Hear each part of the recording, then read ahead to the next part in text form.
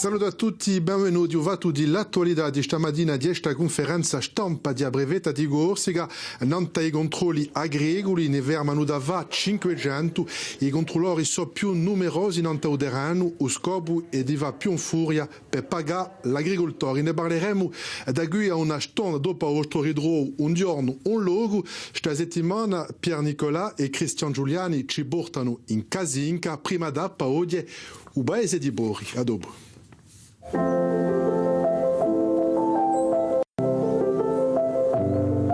Nous sommes aujourd'hui à Pori, un village de Kazinc à la très riche et très longue histoire. Et pour nous en parler, deux personnes vont nous accompagner. Il y a d'abord vous, Stéphane Orsini, historien à la FAGEC, bonjour. Et vous, Laurent Elip, donc vice-président de l'association Atiamat Sadiabigou, un site que vous allez nous montrer ensuite. On va commencer ici dans le village, où il s'est passé pas mal de choses. Commençons par le nom de ce village. Pori, c'est les poireaux, c'est ça? Alors, Pori, ça veut dire poireau. Et c'est aussi le nom d'une famille qui habitait au village autrefois. D'accord. C'est un village qui a un proverbe, paraît-il, très connu. Alors, c'est un proverbe qui est connu sur toute la Corse. Et on est en Kunotin Port, et ça veut dire qu'il ne fait pas encore nuit à Port. Ça peut vouloir dire que chaque cause a ses conséquences, et aussi qu'il y a encore de la lumière, donc il y a encore de l'espoir. On va prendre l'histoire un peu à rebours et commencer par un épisode récent, parce que dans une maison ici, juste à côté, il s'est passé des choses au tout début des années 40. Et c'est une maison que va nous ouvrir gentiment Madame Vittori. Enchantée. Enchantée. Voilà. Laurent Elip y tenait parce que il m'a dit avec beaucoup de passion ce qui s'était passé ici. En mai 43, s'est réunie la conférence de Port, et donc c'était une conférence clandestine où s'est décidé la création du Front national de libération de la Corse. Dans le village, tout le monde a participé à la résistance. Dans toutes les maisons, il y avait des tracts, l'imprimerie, des armes. Et les femmes également ont contribué à cet effort.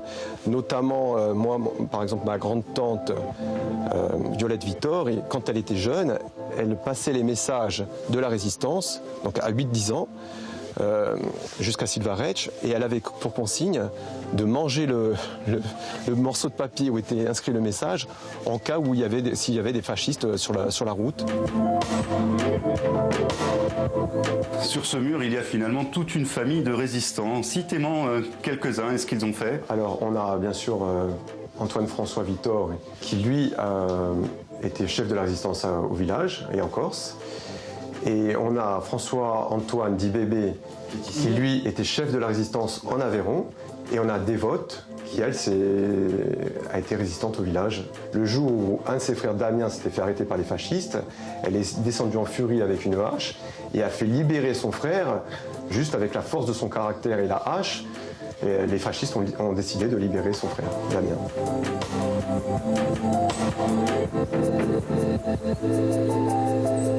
Alors si vous le voulez bien, maintenant on va remonter le cours de l'histoire, faire un bond en arrière de plusieurs siècles, et vous allez nous montrer ce fameux site qui a donné le nom à votre association.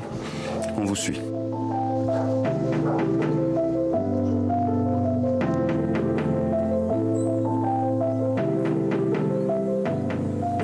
Alors ça y est, nous arrivons à Sadiabigou. C'est donc un hameau médiéval abandonné. C'est vraiment un lieu qui a beaucoup compté dans la tradition orale de toute la Kazinc.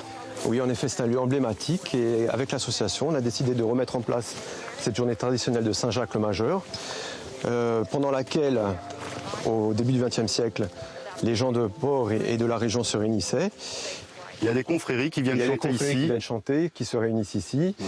On organise une chatte au trésor pour les enfants. Et le mois de juillet. Et on fait un repas partagé, le 25 juillet, pour Saint-Jacques le Majeur.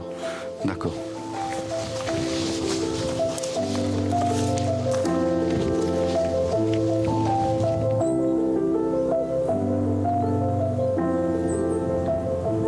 Sur les sites archéologiques comme celui-ci, il n'est pas rare de ramasser ce genre de choses. C'est un tesson, donc un morceau de céramique. Celui-ci, comme il n'a plus là il y a 2 jours, probablement qu'il a été déterré à cette occasion-là.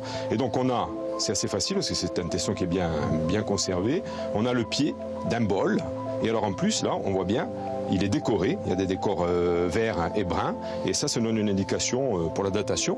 Là, on a probablement une céramique pisane ou ligure du XIVe ou du XVe siècle.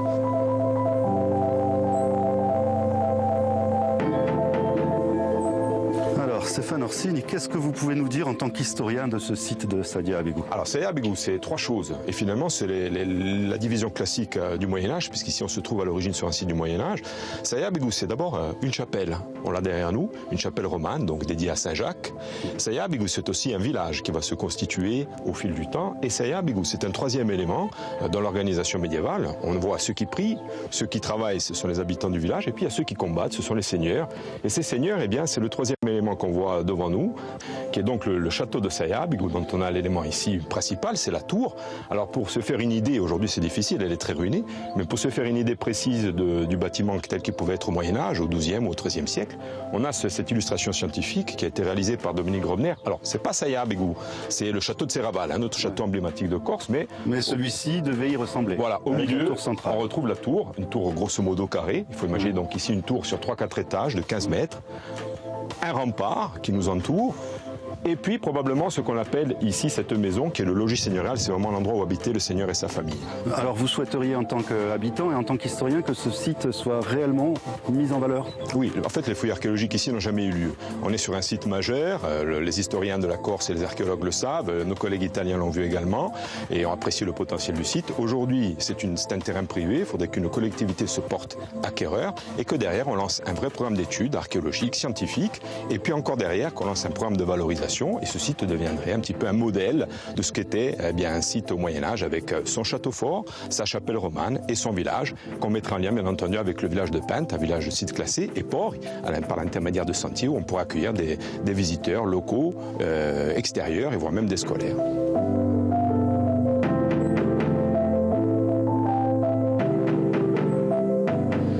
Voilà, on aura compris en visitant ces deux périodes que si Pori n'est pas le village le plus connu, c'est assurément un des cœurs battants de l'histoire de la Casinque.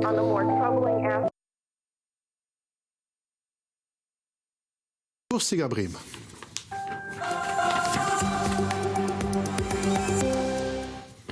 Salute andà più in furia andare a brochure di controlli agricoli. Ecco Abraham di Abrevetta di Corsica che ha fatto stamane una conferenza stampa e forze di noi per calmare la zerga di un mondo agricolo che si lagna in ritardo di pagamenti. D'après Abrevetta 24 milioni di euro non dai 36 di politica agricola comune sono stati pagati. Stiamo a sente precisione di Josiane Chevalier. Les écarts sont, pour l'instant, sur les contrôles effectués, peu significatifs et les contrôles se passent bien. Il y a un bon dialogue entre l'agriculteur et le contrôleur. C'est l'objectif des contrôles, faire en sorte que tout se passe bien dans un climat serein. J'espère que les 500 autres contrôles vont pouvoir se passer dans la même atmosphère. E poi accusata di lasciare rendere l'altra contro la mafia, Abrevetta di Corsica ha risposto al collettivo Massimo Susini. Josiane Chevalier accerta che i servizi dello Stato sono mobilizzati contro tutte le forme di violenza e domanda ai membri di questo collettivo se hanno conoscenza di malfatte e di vale conosce ai suoi servizi. S'allontane dall'Unione di maggiorità nazionalista per municipale in Bastia e in Ajaccio, pare che Femo a Corsica andrà da un lato fuori ad una lista comune in cui Bense e Corsica Libera, anche se non alla fissi l'affare non è così chiaro. Jean-André Marchiani.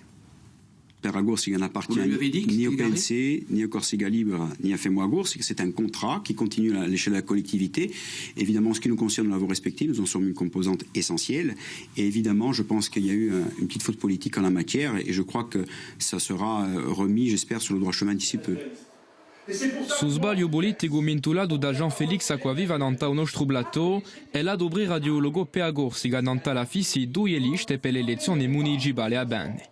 Problema, se due liste in Bastia e Ajaccio sono fatte di UBNC e di Corsica Libera. Femo a Corsica, terzo puntello l'Unione Nazionalista, quella di Presidente l'esecutivo Gil Simeoni, due riabarte dausolado non tra i due comuni. Anche burro si è fatto nou pare ingatti appena i più in relazione in famiglia nazionalista, Jean-François Casalta, un'amica al sud d'Ausobarè. Interrogato il 7 novembre scorso non tasso su dietro, ci dice a concemica polemica. Ici, dans je pourrais non posso mica pensare così. Noi siamo per la Corsica e mi chiamate a riunioni mesi e mesi, non vuole mica bene, non è mica nostra, non è mica colpa nostra. Noi siamo per la Corsica e possiamo fare di maniera utilizzare solo cosa di marce e tutte cose di per la Corsica. In Portivetiu, terza città di Corsica, il logo per la Corsica non è stato adobrato da nessuna lista. Ma la situazione pare la stessa. Il BNC Corsica Libera só da isolado e femo a Corsica poderia qui di noi scegliere uso Gaminaello, con Matteo Santini. La situazione è sempre tesa all'urgenza dell'ospedale di Bastia, il personale si lagna di condizioni di lavoro e domanda di più mezzi per curare i malati come lo geole, più largamente di un debito di suo stabilimento di salute chi impensierisce, stiamo assente a André de Caffarelli. Si vous voulez, il y a déjà des primes qui sont versées au personnel paramédicaux, donc ça c'est important, c'est certainement pas suffisant, mais enfin c'est déjà une avancée. On avait bien sûr, donc c'est vraiment des questions sur les travaux, et ensuite il y a des questions sur le personnel. Là pour l'instant on n'a pas encore de réponse claire, mais on a cet après-midi une réunion avec notre direction pour préciser un petit peu certains sujets qui, c'est vrai, pour l'instant on n'a pas eu de réponse encore suffisamment claire. Jean-Mathieu De Forno, direttore dell'ospedale, sarà l'invitato di Corsica Sera a settore. Questa informazione pratica riapre oggi a strada dipartimentale RD80 tra Faringule e Oliastro in Capigor. Sull'ultimi acconciamenti sono tracce d'esse venite a vedere non taste viure di Guillaume Leonetti. Ecco per subunto a un'ora Stefano Sciati, noi ci ritroviamo a autore per il nostro notiziale subito. Buon appetito e a stasera.